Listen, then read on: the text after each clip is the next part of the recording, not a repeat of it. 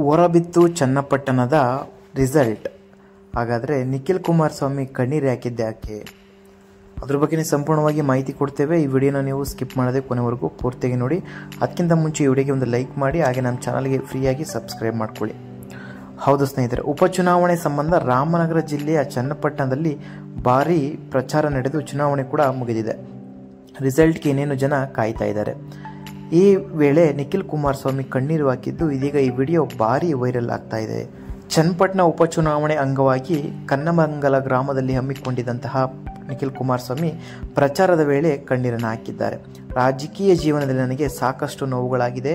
ಈಗಾಗಲೇ ನಾನು 2 ಚುನಾವಣೆಯಲ್ಲಿ ಪೆಟ್ಟು ತಿಂದಿದ್ದೇನೆ. ಹಾಗೆಯೇ ರಾಜಕೀಯ ಷಡ್ಯಂತ್ರಕ್ಕೆ ಬಲಿಯಾಗಿದ್ದೇನೆ.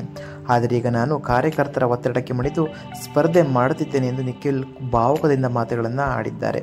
ಈ ವೇಳೆ ನಾವು ಗೆಲ್ಲಿಸುತ್ತೇವೆ, ಕಣ್ಣೀರಾಗ್ಬಿಡಿ ಎಂದು ಕಾರ್ಯಕರ್ತರು ಸಮಾಧಾನ ಮಾಡಿದ್ದಾರೆ.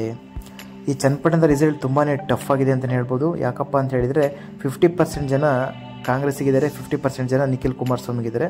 ಬಟ್ ಕಾದು ನೋಡಬೇಕು ಯಾವುದು ರಿಸಲ್ಟ್ ಯಾವ ರೀತಿ ಬರುತ್ತೆ ಅಂತ. ಕೆಲವರ ಅಭಿಪ್ರಾಯವಾಗಿ CP ಯೋಗೇಶ್ ಅವರು ಬರ್ತಾರೆ ಅಂತ ಹೇಳ್ತಿದ್ದಾರೆ. ಇನ್ನು ಕೆಲವರ ಅಭಿಪ್ರಾಯವಾಗಿ ಇಲ್ಲ, ಈ ಸಲ ನಿಖಿಲ್ ಕುಮಾರಸ್ವಾಮಿನೇ ಗೆಲ್ಲೋದು ಅಂತ ಹೇಳಿ. ಈ ಚನ್ನಪಟ್ಟಣ ಎಲ್ಲ ಕಾಂಗ್ರೆಸ್ ಒಂದು ಪಕ್ಷ ಅಂತ ಅಲ್ಲಿದ್ದ ಒಂದು ಸ್ಥಳೀಯರು ಹೇಳ್ತಾ ಇದ್ದಾರೆ. ಅದೇ ರೀತಿಯಾಗಿ ಕೆರೆ ನೀರಿಲ್ದಿದ್ದಾಗ CP ಯೋಗೇಶ್ ಅವರು ಕೆರೆಗೆ ನೀರನ್ನು ಬಿಟ್ಟು ಸಾಕಷ್ಟು ಜನರಿಗೆ ಹೆಲ್ಪ್ ಮಾಡಿದ್ದಾರೆ ಅಂತ ಇನ್ನು ಕೆಲವರ ಒಂದು ಅಭಿಪ್ರಾಯವಾಗಿದೆ. ನಮ್ಮ ಒಂದು ಪ್ರಕಾರವಾಗಿ ನಿಖಿಲ್ ಕುಮಾರಸ್ವಾಮಿ ಗೆಲ್ತಾರೆ ಅಂತ ಅನ್ಕೋಬಹುದು. ಯಾಕೆಂದರೆ ಆ ಒಂದು ಸಾಕಷ್ಟು ಬೆಂಬಲ ಅವರಿಗೆ ತುಂಬ ಇದೆ. ಬಟ್ ಅದೇ ರೀತಿಯಾಗಿ ಕಾಂಪಿಟೇಷನ್ನು CP ಯೋಗೇಶ್ವರ್ಗೂ ಕೂಡ ಇದೆ. ಸೊ ಕಾದು ನೋಡಬೇಕು ರಿಸಲ್ಟ್ ಯಾವ ರೀತಿ ಬರುತ್ತೆ, ಯಾರು ಗೆಲ್ತಾರೆ ಅಂತ. ಸೊ 50% ಅಂತಲೇ ಹೇಳ್ಬೋದು. ನಿಮಗೆ ಯಾರು ಗೆಲ್ಲಬೇಕು ಅಂತ ಕಮೆಂಟ್ ಮಾಡಿ, ಯಾಕೆ ಅಂತಲೂ ಕೂಡ ಕಮೆಂಟ್ ಮಾಡಿ.